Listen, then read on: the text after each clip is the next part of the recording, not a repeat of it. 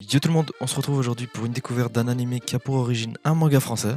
Et oui, comme quoi les mangas ne viennent pas exclusivement du Japon. Bien évidemment! Bien évidemment! Bien évidemment! Le mangaka Toulousain nous prouve ici que la France n'a pas à rougir face aux œuvres japonaises, et c'est vraiment cool. Si vous souhaitez qu'on vous présente d'autres mangas qui ne sont pas forcément d'origine japonaise ou coréenne, n'hésitez pas à nous le faire savoir dans les commentaires. Et n'oubliez pas de vous abonner pour pas manquer une miette. On va donc vous présenter Radiant, et on commence tout de suite par vous parler du manga. Radiant est un manga créé par Tony Valent et publié pour la première fois en juillet 2013 par Ankama Édition. En effet, après avoir surfé pendant plusieurs années sur le succès de Wakfu, la société remet ça avec Radiant qui ma foi nous réserve pas mal de surprises. On y suit donc les aventures de Seth, un aspirant magicien qui est identifié comme étant un infecté comme tous les sorciers de ce monde. En effet, dans ce monde rempli de monstres et de magie, on retrouve les Némésis, qui sont des créatures tombées du ciel on ne sait pas trop comment, et qui sont capables d'éliminer des êtres vivants en un claquement de doigts. Dans certaines situations très rares, la personne qui a été en contact avec un Némésis survit et devient un infecté, un être capable de manier le Fantasia, qui correspond à la magie dans cet univers. Seth se met très rapidement en tête de détruire le berceau des Némésis, la supposée source de tous ces Némésis, et de mettre fin en même temps à toute la souffrance qui découle de ces fléaux. Vous l'aurez compris, magicien et Némésis sont intimement liés. Toute personne au contact d'un Némésis va contracter une infection, que ce soit physique comme Seth ou mentale, ce qui est source de forte discrimination dans l'univers de Radiant. On peut souligner que notre héros cornu n'a aucune connaissance de ses parents et sa seule famille et source de réconfort est sa mère adoptive qui est Alma, une magicienne ayant perdu un bras lors de la chasse d'un Némésis. Celle-ci perdit connaissance lors de cette chasse et ne se rappelait plus qui elle était et pourquoi elle protégeait tant cet enfant à son réveil.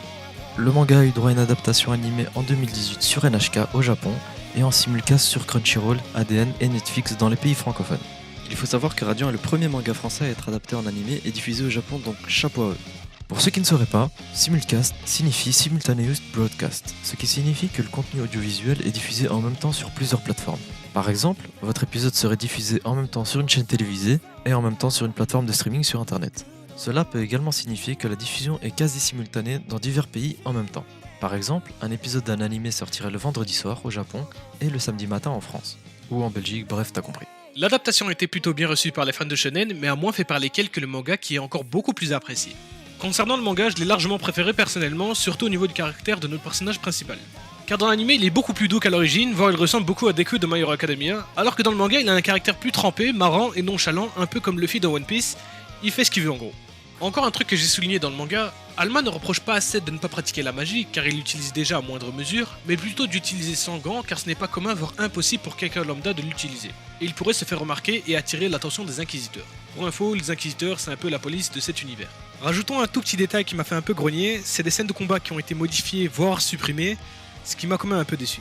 Concernant notre avis, comme la plupart du temps, j'ai lu le manga et Younes a vu l'adaptation en animé et on est d'accord pour dire que malgré que l'histoire reste un peu classique pour un shonen, l'histoire est plutôt bien construite et on ne veut pas rater une miette. C'est pour nous une réussite et on attend avec impatience la suite des aventures de notre infecté préféré. Je dirais même que cet anime est beaucoup trop sous-coté par rapport à ce qu'il en ressort. Malgré quelques modifications par rapport au manga, mais bon, ça n'a rien de grave.